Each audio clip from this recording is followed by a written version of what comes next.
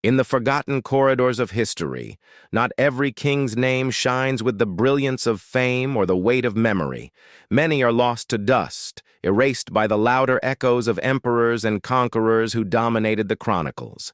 Yet among those, shadows live rulers who, though mostly forgotten, shaped destinies, carved paths for civilizations, and left behind legacies that ripple through our world even today.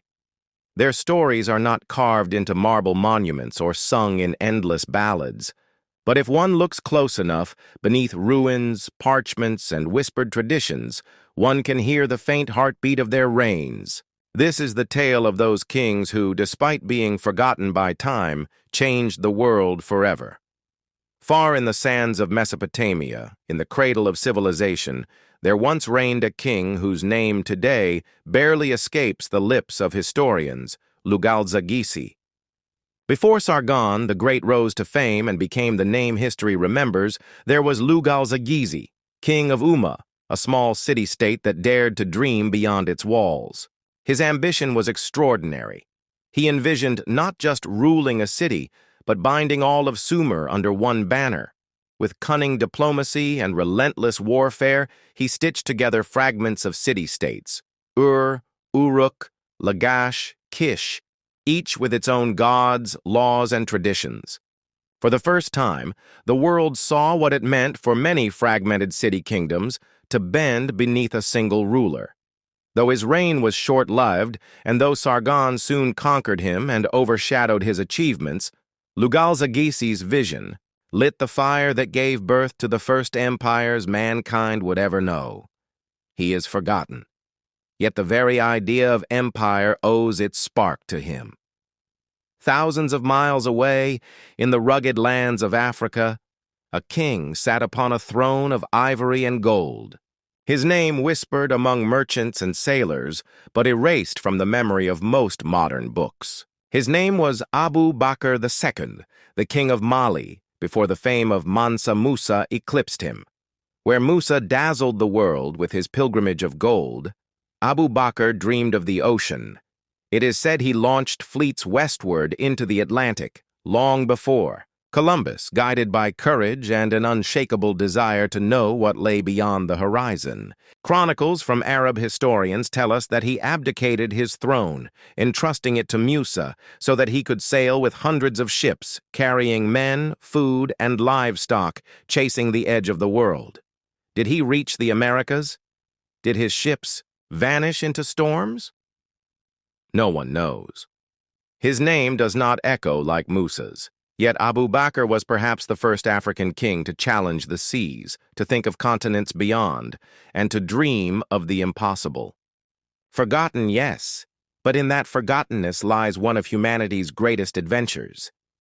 In the frozen north, beyond the familiar tales of Viking raiders and Norse gods, there lived a king whose name has been buried under sagas that preferred war to peace. King Haakon the Good of Norway ruled in the 10th century, a time when pagan gods still reigned in the hearts of his people. He had been raised in England, a Christian court shaping his mind, yet he returned to Norway not as a conqueror, but as a reformer. Unlike the bloody conversions that later scarred Europe, Haakon sought to weave Christianity into Norse culture with patience, diplomacy, and wisdom. He respected the old traditions, allowing pagans their feasts and rituals, even as he quietly spread new beliefs. In a land of axes and fire, he chose the gentler path, and though his efforts largely failed in his lifetime, he planted the seeds of faith that would later transform Scandinavia.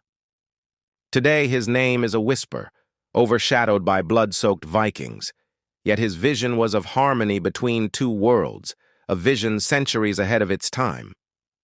In the east, in India's ancient lands, the name of Chandragupta Maurya shines brightly, but the shadow behind him is almost invisible. Bindusara, his son.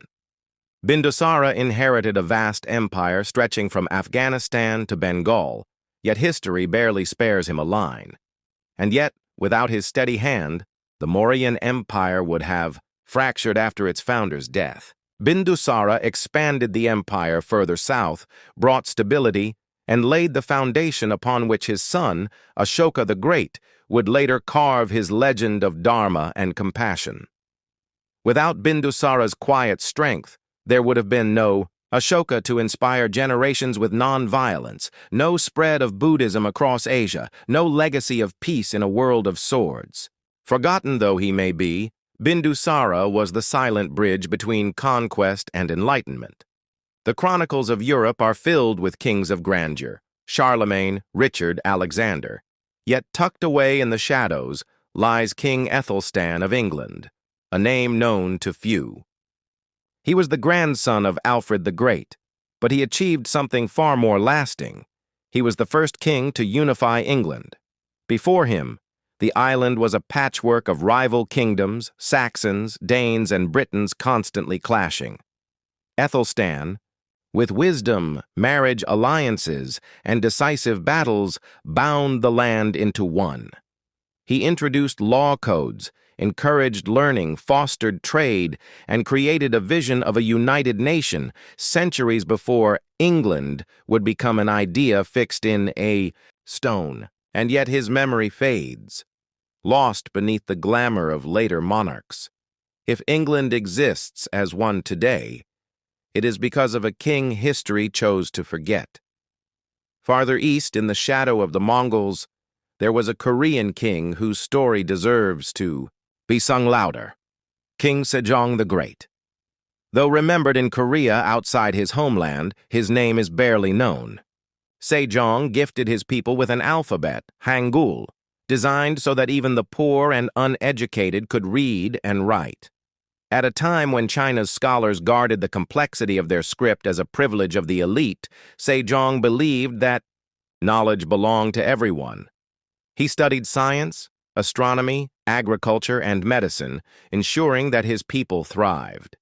He saw the power of literacy as the power of liberation. Centuries later, Korea stands unique in the world because of a king who gave his people the tools to voice their thoughts. If knowledge is freedom, then Sejong was a liberator.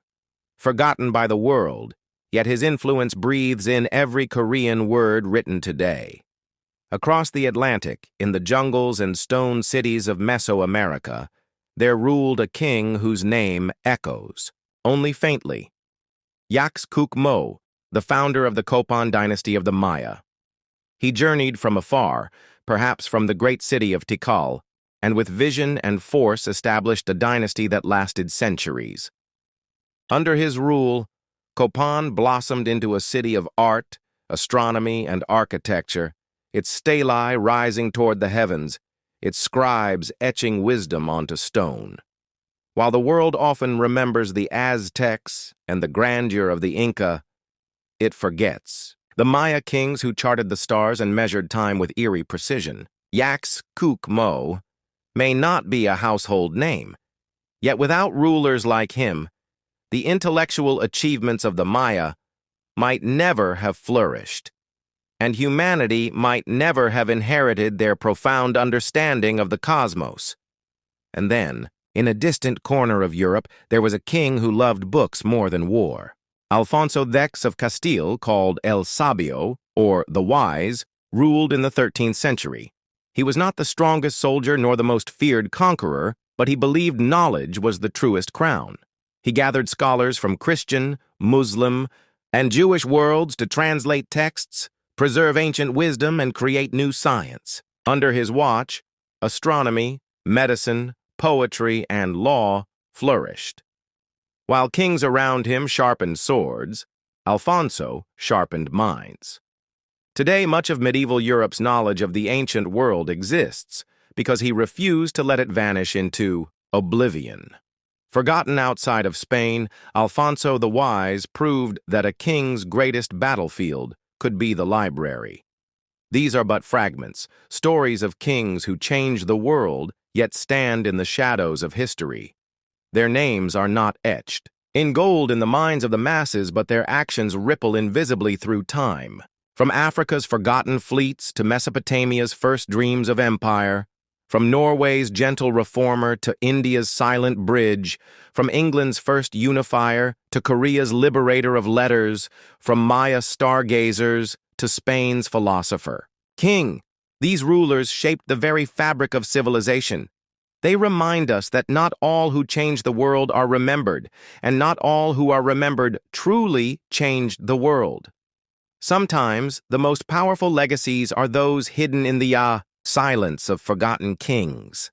And so, history whispers their names, urging us to listen closer, to remember what time itself has tried to erase. History is often unkind in its memory. It raises certain rulers onto pedestals of eternal glory, while burying others beneath centuries of silence. Yet if we follow the hidden trails, we find that some of the most influential changes came not from the kings sung in legend, but from those whose names have nearly faded into the dust. Their reigns were sparks that lit torches others carried forward. Their lives remind us that history is not only made by those remembered, but also by those forgotten. In the vast deserts of Arabia, centuries before the rise of Islam, there was a king known as Imru al-Qais of the Kinda Kingdom.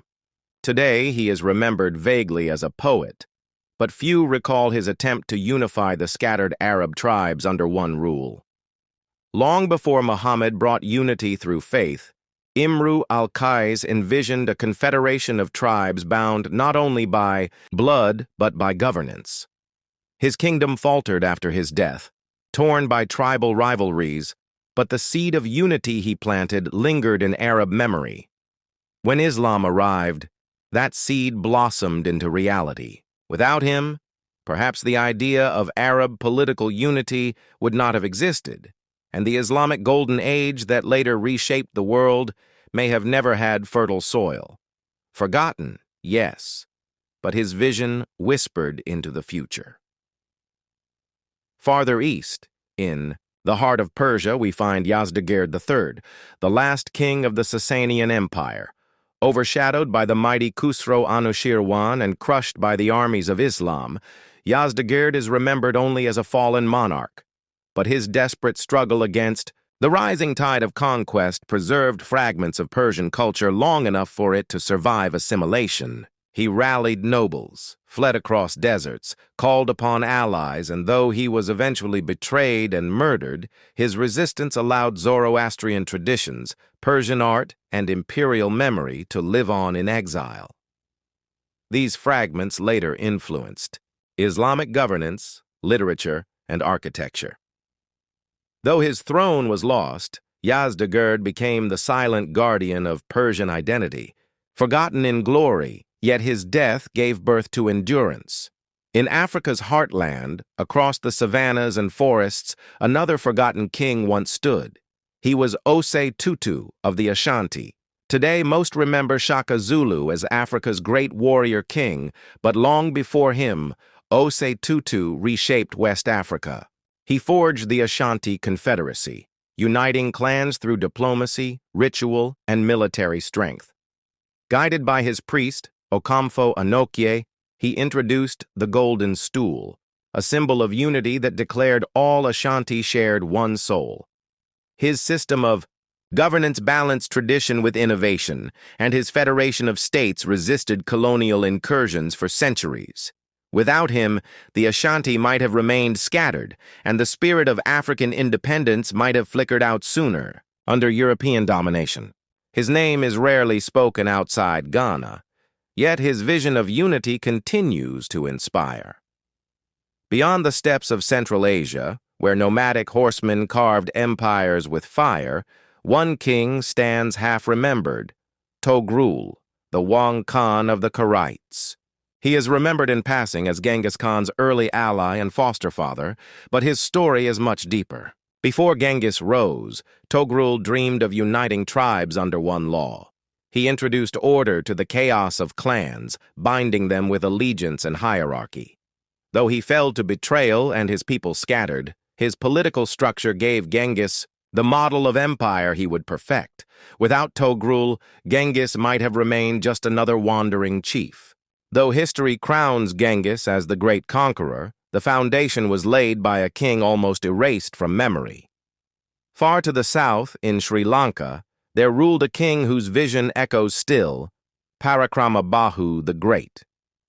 His reign in the 12th century transformed the island into one of Asia's most prosperous kingdoms. He built massive reservoirs and irrigation systems that even today baffle engineers, ensuring that not a drop of rainwater was wasted. His ambition was simple yet profound. Not even a little water that comes from the rain must flow into the ocean without being made useful to man. This vision turned Sri Lanka into a hub of agriculture and trade. He strengthened Buddhism, reformed governance, and stood as a guardian of his people's welfare. Yet outside of Sri Lanka, his name is scarcely known, though his philosophy of resource management feels strikingly modern in today's world of environmental crisis. A forgotten king, yet centuries ahead of his time. In Eastern Europe, amid the forests of Poland, there was Bolesław the Brave, the first king of Poland. His father laid foundations, but it was Bolesław who dared to carve Poland's place in Europe. He strengthened the church, centralized authority, and expanded his kingdom's borders. At his coronation, he dreamed of a Poland equal to the great empires of the West. Though his kingdom later fractured, his vision of unity returned centuries later when Poland re-emerged as a nation. He is overshadowed by later Polish heroes, but in truth, Bolesław was the first to dream Poland into existence. Without him, perhaps the idea of Poland as a kingdom might never have survived centuries of partition and foreign rule. Across the sea, in the lands of Japan, one emperor stands quietly behind the grandeur of samurai tales, Emperor Go-Daigo. In the 14th century, he dared to challenge the powerful shogunate, seeking to restore imperial rule. His rebellion failed, his throne lost, but his defiance sparked the centuries-long struggle between emperor and shogun. Though shrouded in obscurity, his attempt reshaped Japanese politics, ensuring that imperial authority, though weakened, never vanished. When Japan modernized centuries later, it was the emperor's throne, not the shogunate, that stood as the symbol of unity. Go-Daigo may be forgotten in glory, but his dream ensured the survival of imperial power. And in the New World, amid the high Andes, there was Viracocha Inca, father of Pachacuti. While Pachacuti is remembered as the true architect of the Inca Empire, it was Viracocha who first expanded Cusco's authority, defending it against rivals and laying the foundation of power his son would later expand. Legends portray him as weak, even cowardly. But it was his survival and cautious policies that preserved Cusco long enough for Pachacuti to rise. Without him, there would have been no Inca empire stretching across South America, no Machu Picchu, no legacy that still fascinates the world. He is forgotten, his son remembered, yet history often forgets that empires need the quiet hand before the iron fist. In the lands of Ethiopia, there reigned Zara Yacob, a king little known beyond his homeland. In the 15th century, he fought to unify the Ethiopian kingdom, strengthening Christianity, codifying laws, and defending his people against external threats. He encouraged learning, built churches, and established Ethiopia as a Christian stronghold in Africa. While Europe remembers its kings, it forgets that Zara Yacob was ruling with wisdom and strength in a land equally rich with history. His vision of Ethiopia as a united Christian empire helped it endure centuries of foreign threats, remaining one of the few African nations never colonized. And finally, in the vast steppes of Hungary, there was King Matthias Corvinus, known as the Raven King. Today, his name is a faint echo, but in the 15th century, he was one of Europe's most enlightened rulers. He built the Bibliotheca Corviniana, one of the largest libraries in Europe, filled with classical works rescued from oblivion. He modernized his army, created laws of fairness, and was beloved by his people for his justice. But after his death, his library was scattered, his legacy overshadowed by louder kings. Yet many works of ancient knowledge survived into the Renaissance because he preserved them. A forgotten king, yet without him, much of Europe's classical heritage might have been lost forever. So, across deserts and forests, oceans and mountains, the forgotten kings whisper their stories. From Arabia's poets to Persia's last defenders, from Africa's unifiers to Asia's dreamers, from Europe's visionaries to America's hidden founders, they remind us that greatness does not always wear the crown of memory. These kings, often buried in silence, altered the flow of rivers, the unity of nations, the faith of peoples, and the preservation of knowledge. They may be forgotten by most, but their influence remains etched into the bones of history. For in truth, history is not only made by those remembered, it is also made by those erased, those whose names survive only in broken stone and scattered chronicles. They are the hidden architects of our world, the forgotten kings who changed it forever.